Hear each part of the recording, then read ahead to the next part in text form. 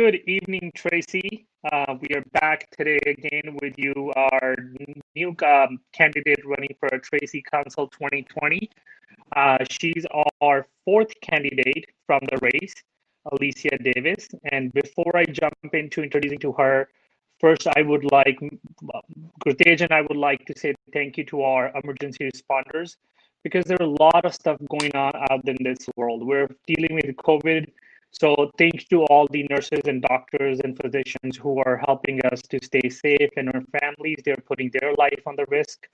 And now from last couple of days, we're hearing a lot of news about the fire in California. It's burning everywhere. So we are very thankful, and we wanted to pray for all the emergency responders, our firefighters. They're somebody's son, somebody's brother, somebody's husband, somebody's friend. God bless them for keeping us safe, and God bless you for putting your life out there to prevent this fire to keep expanding more. Thank you so much, for all you do for the entire United States. Gurtej, anything you would like to? Yeah, no, just want to echo that we are safe because of all of you doing the work for the citizens, and that's why we are here to have a leadership, to choose a leadership, listen from them, so which will work for their citizens. So today we have a special guest, Alicia Davis. In our fourth episode, we have learned about three of the city council candidates.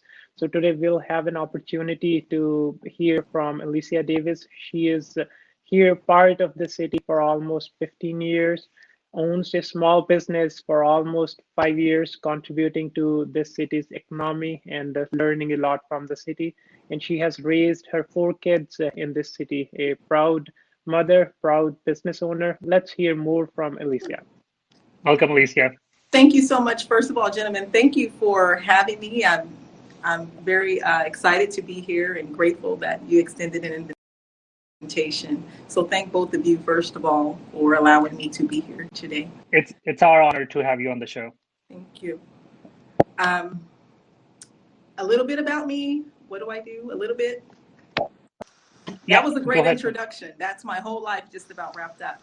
My name is Alicia Davis, and I've lived in this community since 2005, so nearly 20 years. And I've been an active member of the community, I'd say probably around 2010 or so in there, supporting many different causes. And I like to support causes primarily in the background. I like to be in the shadows. But I'm proud of my community, and I like to help in any way that I can. And I'm sure you're going to ask me questions about those ways. So that's it. Been married 25 years, 4 kids, 3 adults, 1 almost out the door. And plenty of time to do more for my community, for our community, I should say. I think that explains the commitment that you have, and from all those years, you're raising your kids. It's not an easy job. And straight talk with the Tracy City Council candidate running for 2020. The first question: if you get elected for this office, what would be your vision? What kind of changes, what kind of directions are you proposing? Are you bringing, so the voters can know about it and they can make the informed decision on November 3rd, 2020? So please go ahead. Okay. Well, first of all, our community as it is a beautiful community. It's one of the things that attracted me here is the small town feel. Neighbors that still bring you cookies when you move into the neighborhood. People that do meal trains for you when you're sick. So I love that part. My vision for the city of Tracy is to maintain a lot of that small town feel, even though we're growing. And primarily, I'd like to keep the community safe while we're growing. I'd like to focus on economic revitalization in addition to that, and overall look into ways that we can bring our community together in a way that makes everybody feel welcome, respecting quality of life issues while also supporting people that need that additional support. This community belongs to all of us, and there's a way for all of us to feel safe, comfortable, and respected by the way we all choose to engage with one another. So those are the things that I'd be focusing on. That small town feel, being safe, economic revitalization, and making sure that as a community we keep that close knit feel. We we we treasure that because not every community has that. Thank you very much, Alicia, for echoing that. Yes, absolutely. This is a wonderful city. It has a beautiful legacy. It has to be maintained. Yes, growth is inevitable, but we have to get along and take our small town feel as well while we're growing. Yes, And sir. the one point that you mentioned is the safety. So if we just go a little bit further into the safety, so what issues in the day-to-day activities of our citizens you are seeing, and from the safety perspective, how would you approach to make it better?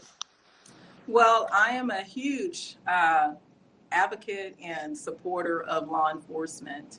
And I've been involved with Tracy Police Department as a chief citizen liaison for the last 4 years. Since 2016, I was asked by Chief Escobil to join this new body of citizens to help make sure that we were fostering positive relationships between the police department and citizens so that people felt comfortable approaching and talking with and engaging with police officers and understanding that that they're people too, and that when things happen in the community and we don't always see eye to eye, that you can still come. You can still expect for your law enforcement to be professionals, and you can feel safe around them and have a positive relationship with that with them.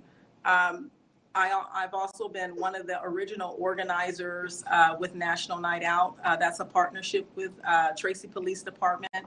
It's a national program overall, but we have been celebrating National Night Out here, which is also about fostering positive relationships between community members and law enforcement, and in relation to safe neighborhoods, and making sure that neighbors know neighbors and neighbors recognize what's safe and what isn't safe, recognize what things that are unusual in a neighborhood, look what that looks like. And so I just love our police department, and I respect them so much. And it's been an honor and a privilege to serve with them, to make sure that people understand the important and critical role that they have, and often challenging role that they have in doing their jobs, still trying to be approachable while not making themselves vulnerable, while protecting the community.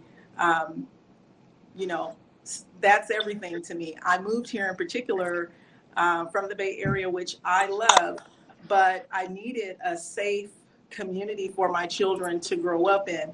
And growing up in the Bay Area, I saw a lot of things that, most young kids and adults even should not see. And I didn't want that for my kids. So for me, coming here, seeing a little bit of uptick in serious crimes, like we've had some murders, unfortunately, in this past year or so. And, those are the commitments that I have to people. People are invested here in this community. They buy a home, or or maybe they're renting, but they have kids in school, and they want to make sure that their kids can walk comfortably and safely from home to school, or they can go to the neighborhood park without fearing for their safety, and or not coming into contact with something that's unhealthy or unsafe for them. So law enforcement, public safety, also to include fire. As a growing city, the one big responsibility that we have is to make sure that the community is safe. That's law enforcement, that's fire department, that's also critical infrastructure, because you can get quite a few wheel alignments if we don't take care of roads, and accidents can happen when we're not taking care of traffic signal timing, and there's all kinds of things with traffic accidents. To me, safety encompasses all of those things.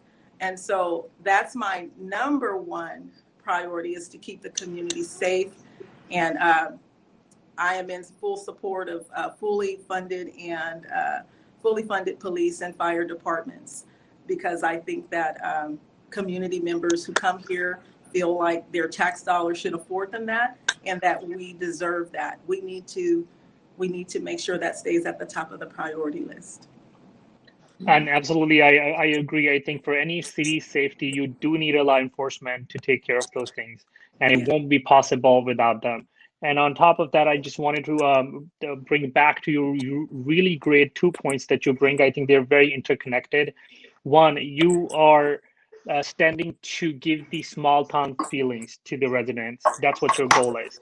And along with that, you actually brought a really great point, which I was not aware of. And thank you for letting me know about that. You are the person behind starting the National Night Out program, which is it's a nationwide, but somebody so far what I know, somebody needs to initiate that in their neighborhood. And Yeah. the whole So purpose and the objective for you was to connect people so they know each other. That's a small town feelings that yes. everybody knows and they're feeling comfortable to going up to each other to get the help and they're okay with our law enforcement that hey if there's something they are for us there, so all Yes. that They ties are. in very well together, so Yes. thank you for doing all that. Absolutely. Just Right. a small correction. So the National Night Out, that's we partner with the police department. The original person that really started it and made it popularized is Paula Baca. We joke around and we call her the unofficial mayor of my neighborhood, which is Edgewood. She was the one that really started it, and as it got bigger and bigger, when I came on and a couple of other handful of people came on, we've raised the awareness of the importance of that event.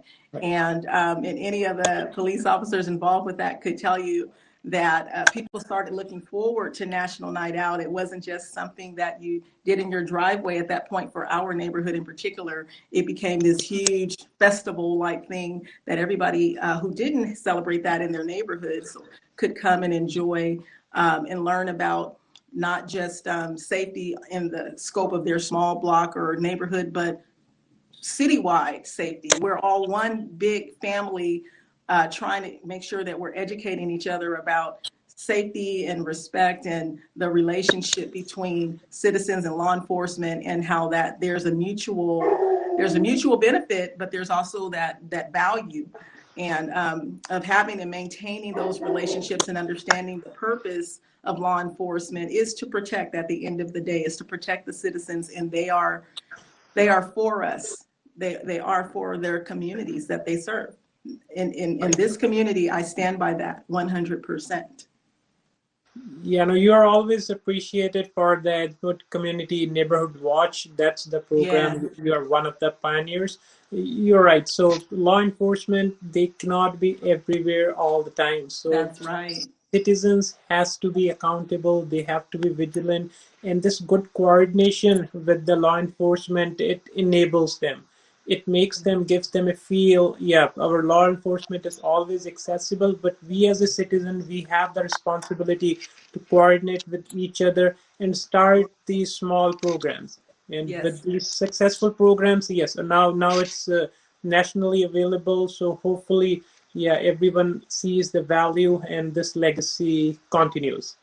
Oh, yeah. So just moving Absolutely. on to the next part, the yeah, go ahead. So just wanted to add one more point. So she brought a really great topic, politics on the side, but actually being a Tracy citizen, if somebody wants to know how they can initiate the program in their neighborhood, I think it would be okay for me to say that they can contact Alicia and she will be able to mentor them. They could contact me, but then I'd say contact Paula Baca.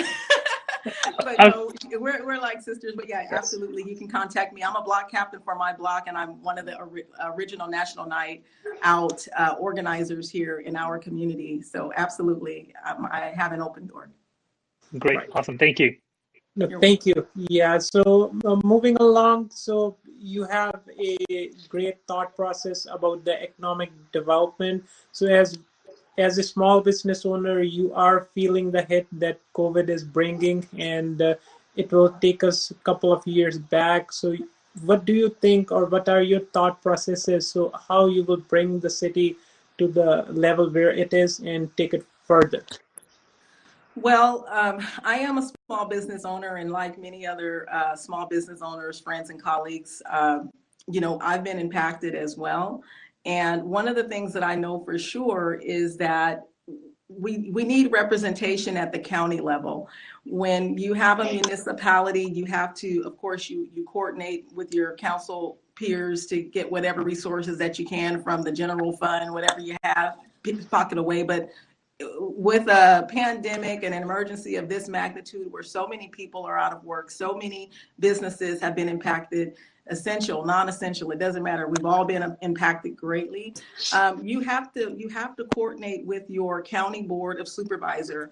You have to work closely with, District 5 representation and find out what funds are available at the county level, and what is the county doing to tap our next representative, which would be your state assembly member, to go and advocate at the national level for fundings for our town, because every town has its own particular needs. And so when we're talking about a town that's primarily the bread and butter is mom and pop businesses, we need to really impress upon our county representation that we need funding to support right now and also sustain our small businesses financially.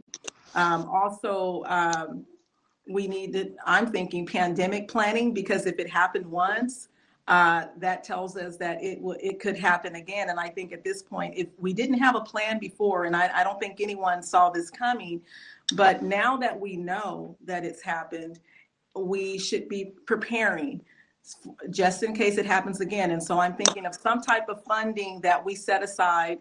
I don't believe in any extra taxation, but we generate revenue as we start to bring in more businesses and everything. We need to start putting aside a pandemic or emergency response fund to help small business members. I also believe in the public and private partnership. We have some big name businesses out here that could really help support small businesses while they are struggling. The impacts are completely different for small business versus Walmart or Amazon.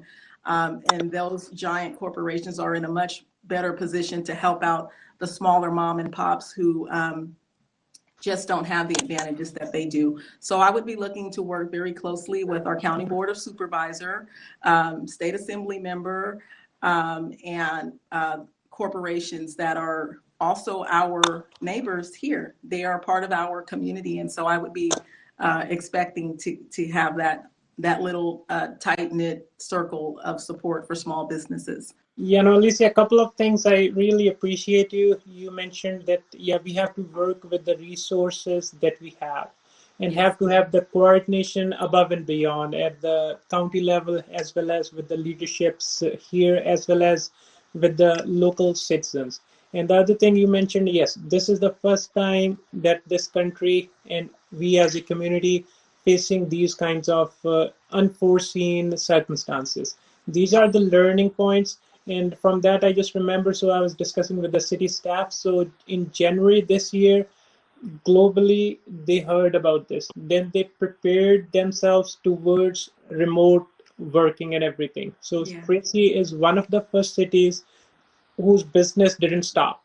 So whenever these things trickle down in our communities here, they just went remote. So all the work is as it is. But there has to be a planning, and nobody knows. So these things will be coming. And with your kind of leadership, with the empathy, you're thinking about the business owners as well as the landlords. Yes, there has to be a human connection, empathy. Everybody should understand what's happening around and plan together unitedly towards the better Tracy.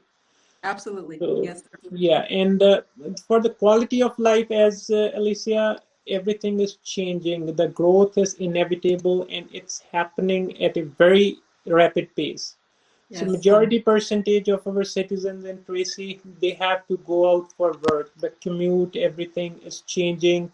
And in our city, whoever is working, they are coming from the other cities. Amazon, big players are here. So our infrastructure wise, so we are at a level which is kind of getting saturated. So how do you think, so what changes are in your thoughts so that we can have the same quality of life or the small town feel, but we will be moving forward with these changes?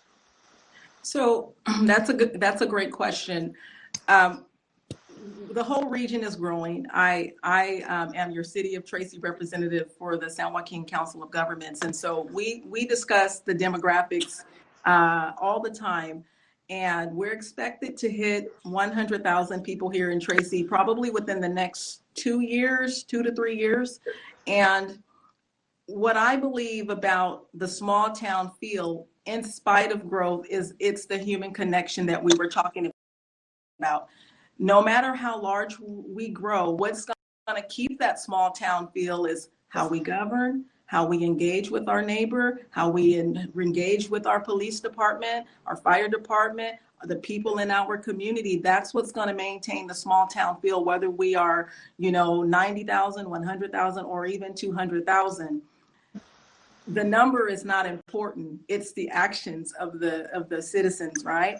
And so I know people that say, hey, I don't want it to grow.